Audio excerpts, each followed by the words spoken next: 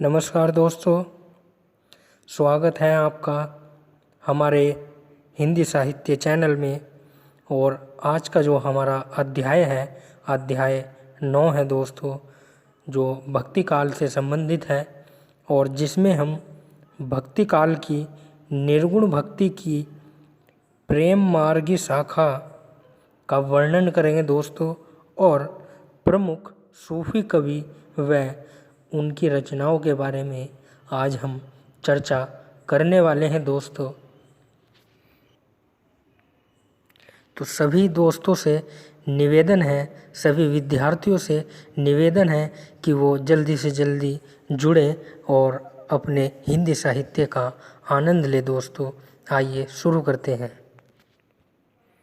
दोस्तों। हम बात करने वाले हैं निर्गुण भक्ति धारा की प्रेम मार्गी यानी सूफी शाखा। जो निर्गुण भक्ति की धारा है प्रेम मार्गी, उसको सूफी काव्य धारा भी माना गया है दोस्तों। चलिए, भारत में सूफी धर्म का प्रचार प्रसार 12वीं शताब्दी में ख्वाजा मुइनुद्दीन चिश्ती ने किया था। यानी भारत में जो सूफी धर्म का प्रचार या प्रसार था वह 12वीं शताब्दी में ख्वाजा मुइनुद्दीन चिश्ती ने किया था दोस्तों। अब देखेंगे प्रमुख सूफी काव्य की रूपरेखा। तो इधर संप्रदाय, आदि प्रवर्तक और भारत में प्रवर्तक और समय। तो जो प्रमुख सूफी काव्य की रूपरेखा है उसमें पहली जो है वह है चिश्ती संप्रदाय। चिश्ती संप्रदाय के जो प्रवर्तक माने गए हैं दोस्तों वह आबू अब्दुल्ला चिश्ती माने गए हैं। ठीक है, आदि प्रवर्तक चिश्ती संप्रदाय के आबू अब्दुल्ला चिश्ती माने गए हैं। और भारत में इसका प्रवर्तक मुइनुद्दीन चिश्ती ने किया था 12वीं शताब्दी के बाद में, यानी 12वीं शताब्दी के उत्तरार्ध में। ठीक है दोस्तों। फिर आता है सुहरावार्दी संप्रदाय। सुहरावार्दी संप्रदाय के जो प्रवर्तक हैं दोस्तों, भारत में जो प्रवर्तक हैं वो हैं जलालुद्दीन सुर्खपोश। जलालुद्दीन सुर्खपोश। और इसका समय 13वीं शताब्दी का पूर्वार्ध माना गया है दोस्तों। फिर कादरी संप्रदाय। कादरी संप्रदाय के जो आदि प्रवर्तक हैं अब्दुल कादिर जिलानी हैं और भारत में इसके प्रवर्तक बंदगी मोहम्मद गौस हैं दोस्तों। और इसका समय 12वीं शताब्दी है। फिर आते हैं नक्शबंदी संप्रदाय। नक्शबंदी संप्रदाय, इसके आदि प्रवर्तक बहाअल्दीन नक्शबंद हैं। बहाअल्दीन नक्शबंद है। और भारत में इसके प्रवर्तक यानी भारत में इसका प्रचार मोहम्मद बाकी गिल्ला बैरंग ने किया था दोस्तों 16वीं शताब्दी के उत्तरार्ध में। ठीक है, यह आपको याद रखना है। चारों जो संप्रदाय हैं कौन कौन से, चिश्ती संप्रदाय, सुहरावादी संप्रदाय, कादरी संप्रदाय और नक्शबंदी संप्रदाय। ठीक है दोस्तों, आगे चलते हैं। तो अब आते हैं हम सूफी दर्शन को तसव्वुफ कहते हैं। सूफी शब्द की उत्पत्ति के संबंध में निम्न मत है। सूफी को ऊन, सफ को पंक्ति, सूफा को चबूतरा, सोफिया को विदा, सफ़ा को पवित्र या निर्मल कहा जाता है। ठीक है, ये इसके नाम है दोस्तों। यानी सूफ को ऊन, सफ को पंक्ति, सूफा को चबूतरा, सोफिया को विदा, सफ़ा को पवित्र या निर्मल कहा जाता है दोस्तों।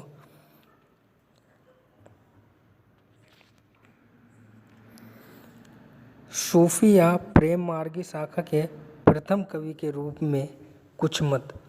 यानी सूफी काव्य धारा के जो प्रथम कवि हैं उसके बारे में विद्वानों ने अनेक मत दिए हैं। वह कौन कौन से हैं देखेंगे। पहला है, गणपति चंद्र गुप्त ने असाइत की रचना हंसावली, जिसका समय 1370 ईस्वी को प्रथम कवि व रचना माना है दोस्तों। गणपति चंद्र गुप्त ने असाइत की रचना हंसावली, जिसका समय 1370 ईस्वी है, उसको प्रथम रचना और असाइत को सूफी काव्य का प्रथम कवि माना है। किसने? गणपति चंद्र गुप्त ने दोस्तों। दूसरे नंबर पर है राम कुमार वर्मा ने मुल्ला दाऊद की चंदायन रचना को जो 1370 ईस्वी में लिखी गई दोस्तों, उसको प्रथम रचना व कवि माना है। और राम कुमार वर्मा ने मुल्ला दाऊद को अपने इतिहास ग्रंथ में संधि काल के अंतर्गत रखा है दोस्तों। ये आपको याद रखना है कि राम कुमार वर्मा ने मुल्ला दाऊद को सूफी काव्य का प्रथम कवि और उनकी रचना चंदायन को प्रथम रचना माना। और राम कुमार वर्मा ने मुल्ला दाऊद को अपने इतिहास ग्रंथ में संधि काल के अंतर्गत रखा है दोस्तों। तीसरे नंबर पर आते हैं हजारी प्रसाद द्विवेदी ने ईश्वर दास की सत्यवती कथा, जिसका समय 1501 ईस्वी है, उसको प्रथम रचना व कवि माना है दोस्तों। और फिर आते हैं नंबर 4 दोस्तों। नंबर 4 पर है रामचंद्र शुक्ल ने कुतुबुन की मृगावती रचना को, जिसका समय 1501 ईस्वी है, उसको प्रथम रचना व कुतुबुन को प्रथम कवि माना है दोस्तों रामचंद्र शुक्ल ने। 5वें नंबर पर है डॉक्टर माता प्रसाद गुप्त ने चंदायन को लोर कहा है दोस्तों। यानी डॉक्टर माता प्रसाद ने चंदायन को लोर कहा है, यह भी आपको याद रखना है दोस्तों। अब आते हैं हम हिंदी के प्रमुख सूफी कवि और काव्य। परीक्षा के लिए यह बहुत महत्वपूर्ण है दोस्तों, क्या हिंदी के प्रमुख सूफी कवि और काव्य। तो चलिए शुरू करते हैं। सन 1770 ईस्वी में कवि असाइत ने हंसावली की रचना की, जो इसकी भाषा राजस्थानी भाषा है और इसमें जो प्रयुक्त छंद है वह चौपाई दोहा है दोस्तों। दूसरी है सन 1379 ईस्वी में मुल्ला दाऊद ने चंदायन की रचना अवधी भाषा में की और इसमें प्रयुक्त छंद चौपाई दोहा है दोस्तों। फिर तीसरे नंबर पर सन 1459 ईस्वी में दामोदर कवि ने लखम सेन पद्मावती कथा राजस्थानी भाषा में लिखी और यह चौपाई दोहा और सोरठा इसमें छंद प्रयुक्त हुए हैं दोस्तों। और नंबर 4 पर है सन 1501 ईस्वी में ईश्वर दास ने सत्यवती कथा अवधी भाषा में लिखी और चौपाई दोहा सोरठा इसमें प्रयुक्त छंद हैं। फिर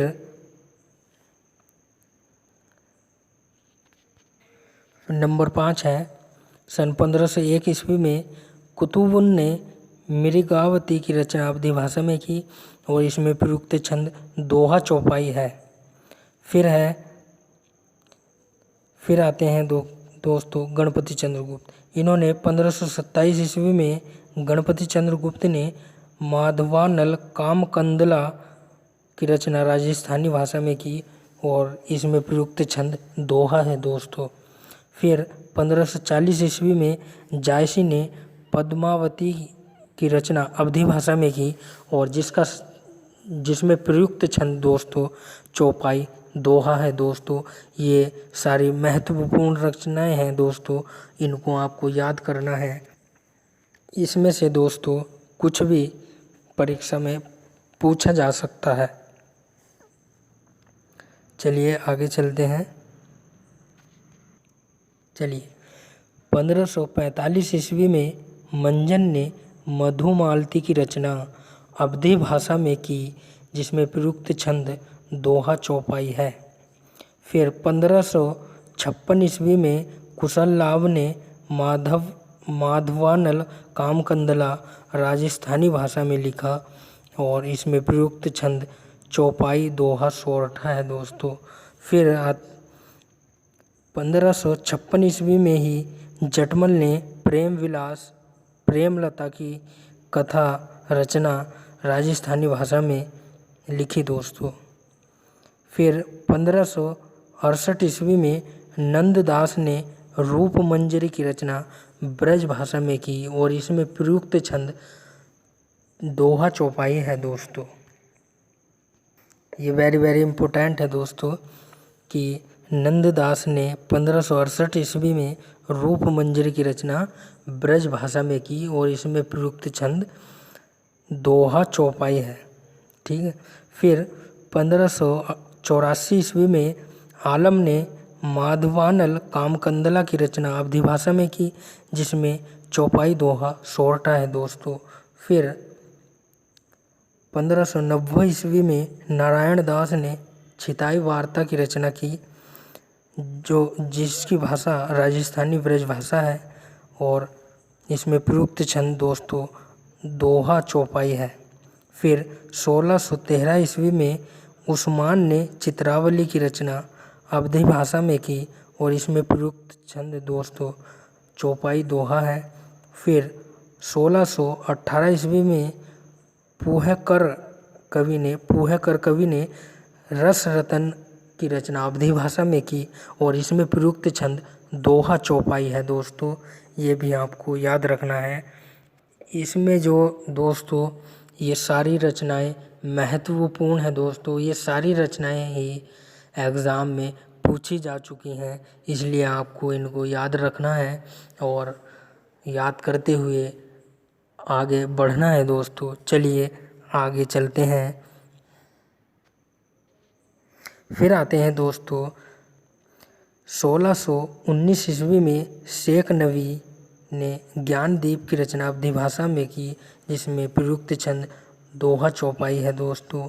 फिर 1625 ईस्वी में नरपति व्यास ने नल दमयंती की रचना अवधी भाषा में की, जिसमें दोहा चौपाई छंद प्रयुक्त हुआ है दोस्तों। फिर 1641 ईस्वी में मुकुंद सिंह ने नल चरित्र की रचना अवधी भाषा में की, जिसमें प्रयुक्त छंद दोहा चौपाई है दोस्तों। फिर 1731 ईस्वी में कासिम शाह ने हंस जवाहिर की रचना अवधी भाषा में की और जिसमें प्रयुक्त छंद दोस्तों दोहा चौपाई है दोस्तों। फिर आते हैं 1741 ईस्वी में नूर मोहम्मद ने इंद्रावती की रचना अवधी भाषा में की, जिसमें दोहा चौपाई छंद प्रयुक्त हुआ। और फिर 1764 ईस्वी में नूर मोहम्मद ने अनुराग बांसुरी की रचना भी की और यह रचना अवधी भाषा में की और इसमें प्रयुक्त छंद वर्वे चौपाई है दोस्तों। ये भी आपको याद रखना है। अब चलते हैं दोस्तों आगे। चलिए दोस्तों अब आते हैं हम जान कवि के बारे में चर्चा करेंगे। तो 17वीं शताब्दी के मध्य संख्या की दृष्टि से सर्वाधिक प्रेमाख्यानक काव्य की रचना जान कवि ने की और जान कवि ने 78 ग्रंथों की रचना की, जिसमें 29 ग्रंथ दोस्तों प्रेमाख्यानक हैं और इसमें प्रमुख प्रेमाख्यानक ग्रंथ निम्नलिखित हैं। तो 17वीं शताब्दी के मध्य जो सबसे अधिक प्रेम काव्य लिखे गए उनमें जान कवि ने 78 ग्रंथों की रचना की और प्रेम काव्यों में सबसे ज़्यादा जो ग्रंथ लिखे वो जान कवि ने लिखे और इन्होंने 78 ग्रंथों की रचना की, जिसमें 29 ग्रंथ इनके प्रेम आख्यानक ग्रंथ माने जाते हैं और उनमें से जो प्रमुख है उनका अध्ययन हम करने वाले हैं दोस्तों। वह है कौन कौन से हैं? तो पहली है रत्नावली, कनकावती, मोहनी, कमलावती, नल दमयंती, कलावंती, रूपमंजरी, पिंजरासां साहिजा देवले, पिंजरसा साहिजा देवले और कथा कलंदर ग्रंथ और लैला मजनू आदि ग्रंथ जान कवि ने प्रेम काव्य के अंतर्गत लिखे दोस्तों। फिर जान कवि हिंदी के प्रथम कवि हैं जिन्होंने फारसी में लैला मजनू को लेकर ले मजनू काव्य की रचना की और इनकी भाषा राजस्थानी प्रभावित ब्रज भाषा है दोस्तों। इनकी जो भाषा है, इनके ग्रंथों में जो भाषा प्रयुक्त हुई है दोस्तों, वह है राजस्थानी प्रभावित ब्रज भाषा है दोस्तों। यह आपको याद रखना है, ठीक है। चलिए आगे चलते हैं। चलिए, दामोदर कवि ने अपनी रचना लखन सेन पद्मावती कथा की रचना 1459 ईस्वी में की थी और अपनी इस रचना को दामोदर कवि ने वीर कथा कहा है दोस्तों। ये एग्ज़ाम में पूछा गया है कि दामोदर कवि ने वीर कथा दामोदर कवि ने किस रचना को वीर कथा कहा है? तो लखन सेन पद्मावती को इन्होंने वीर कथा कहा है दोस्तों।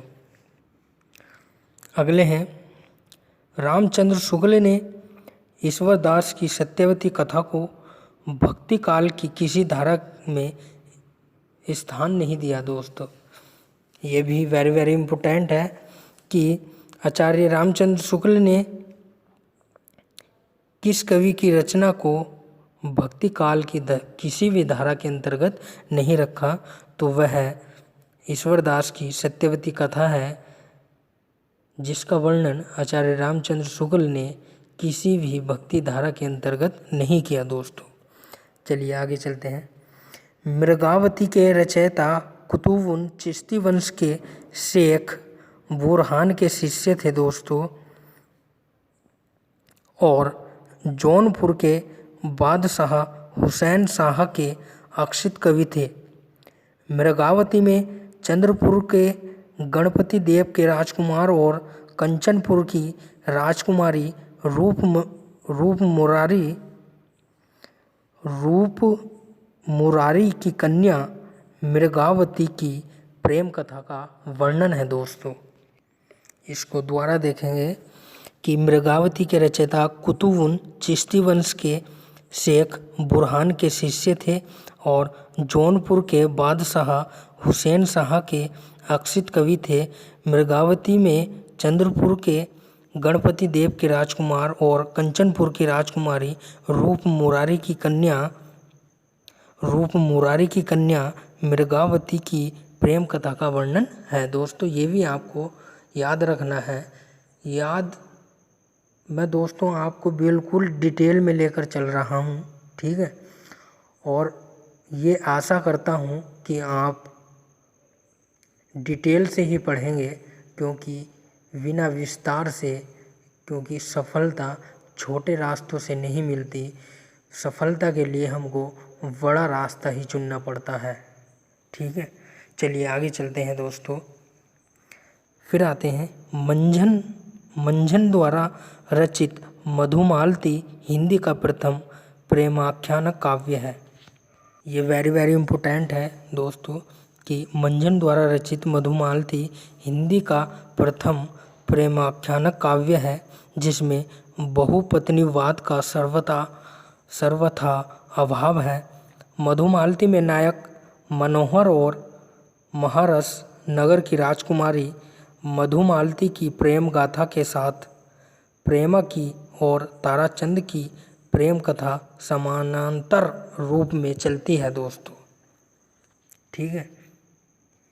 यह आपको याद रखना है कि मंझन द्वारा रचित मधुमालती हिंदी का प्रथम प्रेमाख्यानक काव्य है जिसमें बहुपत्नीवाद का सर्वथा अभाव है। और मधुमालती में नायक मनोहर और महारस नगर की राजकुमारी मधुमालती की प्रेम गाथा के साथ प्रेमा की और ताराचंद की प्रेम कथा समानांतर रूप में चलती है दोस्तों। फिर आते हैं बनारसी दास ने अपनी आत्मकथा अर्धकथन में 2 प्रेमाख्यानक में मृगावती और मधुमालती का वर्णन किया है। तो ये भी एग्ज़ाम में पूछा गया है दोस्तों कि बनारसी दास ने अपनी आत्मकथा अर्धकथन में 2 प्रेमाख्यानक काव्यों में किसका वर्णन किया है, तो मृगावती और मधुमालती का वर्णन बनारसी दास ने अपनी आत्मकथा में किया है दोस्तों। ये भी आपको याद रखना है। और वो किस प्रकार किया है इन्होंने इस पंक्ति में बताया है या दोहे में बताया है दोस्तों। क्या है वह देखेंगे। तब घर में बैठे रहे नाहिन हाट बाजार, मधुमालती मृगावती पोथी दोए उचार। ये दोहा या पंक्ति दोस्तों एग्ज़ाम में पूछी जा चुकी है कि तब घर में बैठे रहें नाहिन हाट बाजार, मधुमालती मृगावती पोथी दोए उचार। ये पंक्ति किस कवि ने लिखी, तो बनारसी दास ने अपनी आत्मकथा में इसका वर्णन किया है दोस्तों। चलिए आज का अध्याय हमारा समाप्त होता है और मुझे आशा है दोस्तों कि आपको हमारी वीडियो अच्छी लगेगी, इसलिए हमारे चैनल को सब्सक्राइब करें और जिससे आपको आने वाली वीडियो का संदेश मिल सके दोस्तों। ठीक है, और हमारे चैनल को सब्सक्राइब करें, हमारी वीडियो को शेयर करें ताकि जो वंचित विद्यार्थी हैं या हमारे दोस्त हैं दोस्तों उन तक इस हिंदी साहित्य का लाभ पहुंच सके दोस्तों। हमारी वीडियो देखने के लिए बहुत बहुत धन्यवाद दोस्तों। नमस्कार।